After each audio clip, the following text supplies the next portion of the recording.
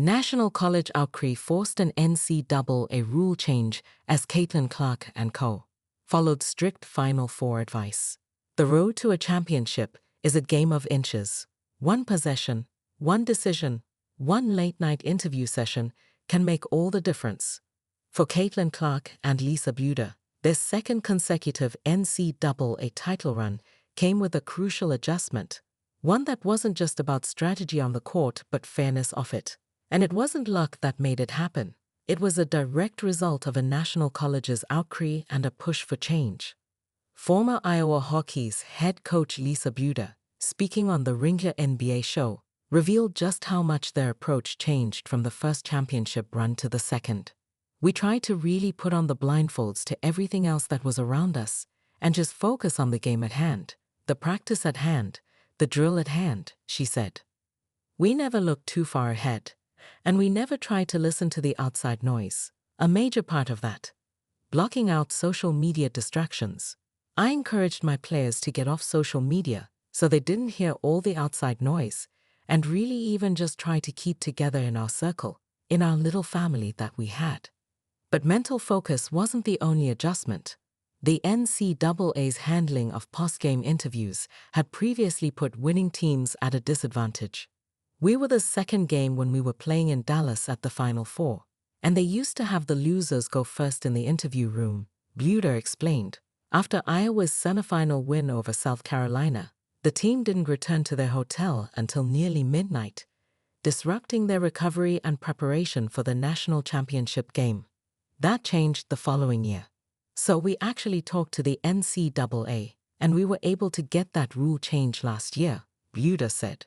And I think that was very beneficial to us this year, in that after we beat Connecticut, we were able to go first, get that kind of out of the way, and get home quicker than Connecticut did.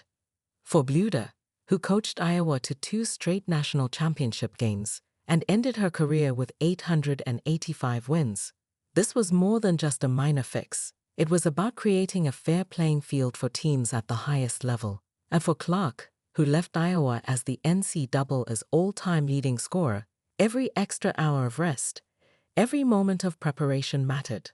Some rule changes happen behind closed doors, but this one, it happened because a coach and her team fought for it. And this isn't the first time that Bluder has had Caitlin's back. Bluder's bold stand, how Caitlin Clark and Iowa fought for change on and off the court. This can be seen in the passionate words of Iowa's former coach, Lisa Bluder, when she stood firmly behind Caitlin Clark, defending her as more than just an athlete.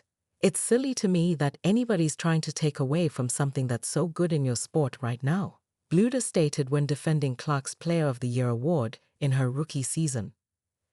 Clark is a person that's really helped athletics, helped women's sports in a way that nobody has helped women's sports, maybe since Billie Jean King. With every shot Clark made, she wasn't just breaking records. She was igniting a revolution. Even when Washington Mystics co-owner Sheila Johnson, a tireless advocate for women's sports, declared, "Put the whole WNBA on that cover and say the WNBA is the League of the Year." Bluder didn't back down. In fact, her unwavering support for Clark didn't end there. When Clark's jersey was retired at Iowa, Bluder's words were as impactful as any championship win. "I spent my entire career trying to empower young women," Bluder shared. "You've done more of that in the last 4 years than anybody could imagine. You showed everyone that you need to invest in women's sports, why it's wise to invest in women." Therefore, while Caitlin Clark sparked a revolution, behind her every shot, every move, was a coach who wasn't afraid to fight for what was right. Lisa Bluder didn't just support Clark, she elevated her. From defending her Player of the Year award to calling Clark the Maya Moore of this generation, Bluder's belief in Clark was unwavering. When Clark's jersey was retired, Bluder's words were a game changer. "If you can see it, you can believe it." And Clark, she became that vision for a new generation of athletes. The road to change wasn't just paved on the court, it was built off it. It was a shift that didn't just level the playing field for Iowa. It exemplified the power of influence when women stand up, speak out, and make things happen.